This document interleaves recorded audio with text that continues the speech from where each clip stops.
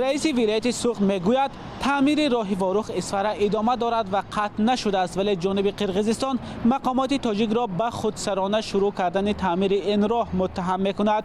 تعمیر راه واروخ اسفره روز 18 ایون باعث بحث میان ساکنان نزد مرزی تاجیکستان و قرقیزستان شد.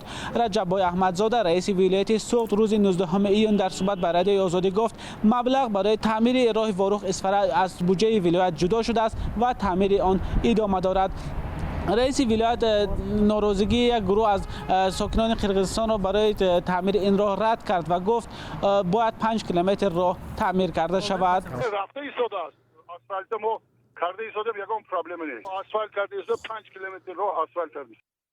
مقامات تاجیک در حال به ادامه تعمیر راه واروخ اسفره تاکید میکنند که جانب قرقیزستان میگوید این راه تعمیر این راه خودسرانه از جانب شهروندان تاجیکستان شروع شده است. روز 19 ایون در دفتر مطبوعاتی قشون‌های سرحدی قرقیزستان به رادیوی آزادی گفتند تاجیکستان به هماهنگی با این کشور به تعمیر این راه شروع کرده است که این کار باعث سر زدن یک مناقشه کوچک شد.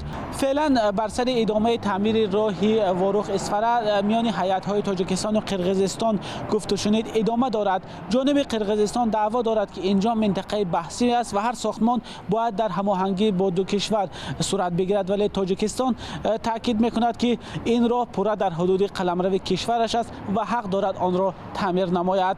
مولا رجب یوسفی، شهلای عبدالله، آزادی، دوشنبه.